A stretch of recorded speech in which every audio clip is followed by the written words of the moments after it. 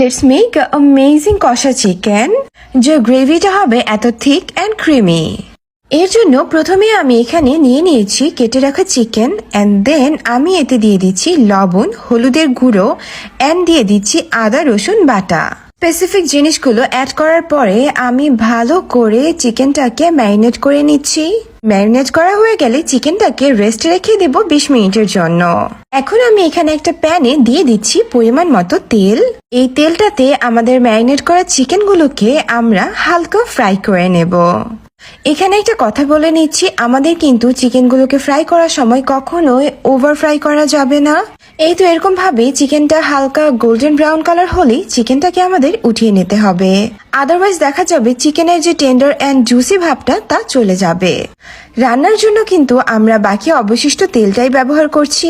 এই তেলটায় অলরেডি চিকেনের একটা ফ্লেভার চলে এসেছে, সো এটা দিয়ে চিকেনটা রান্না করলে চিকেনের টেস্টটা কিন্তু আরো ভালো আসবে। এখানে আমি অ্যাজ ইউজুয়াল চিকেনের জন্য যেভাবে মশলা কষাই ঠিক তেমন ভাবেই মশলাটা কষিয়ে নিচ্ছি।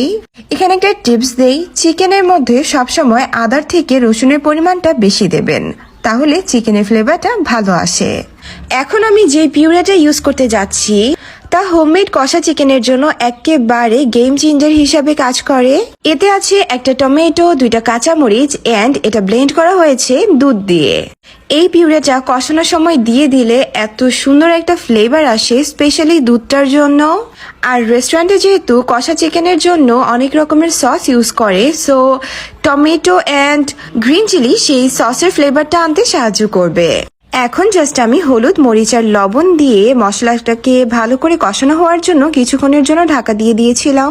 মশলার উপরে যখন তেলটা বের হয়ে আসবে তখন আমি ভেজে রাখা চিকেনগুলো দিয়ে দিচ্ছি। এখন এই সবকিছুকে ভালো করে মিশিয়ে নেব। Already just look at the colour, এখনই কালারটা কত সুন্দর এসেছে। এখন মিডিয়াম হিটে ঢাকনা দিয়ে আমি চিকেনটা ভালো করে সিদ্ধ হওয়ার জন্য রেখে দিয়েছি। চিকেনটাকে ততক্ষণ পর্যন্ত ঢাকা দিয়ে রাখবো যতক্ষণ পর্যন্ত এই চিকেনটা থেকে তেলটা ছেড়ে দেয়।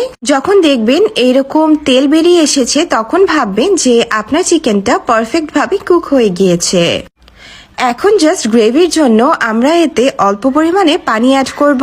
আর এখানে কিন্তু মেক শিওর করবেন যে অতিরিক্ত পানি দেওয়া যাবে না, কারণ আপনার চিকেনটা অলরেডি কুক হয়ে গিয়েছে অ্যান্ড ওভার কুক চিকেন কখনোই টেস্টি লাগে না।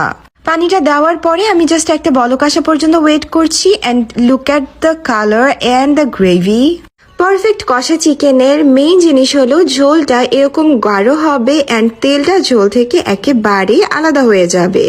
কষা চিকেনটা ঠান্ডা হওয়ার সাথে সাথে কিন্তু ঝোলের থিকনেসটাও আরো বেড়ে যাবে and it will test amazing.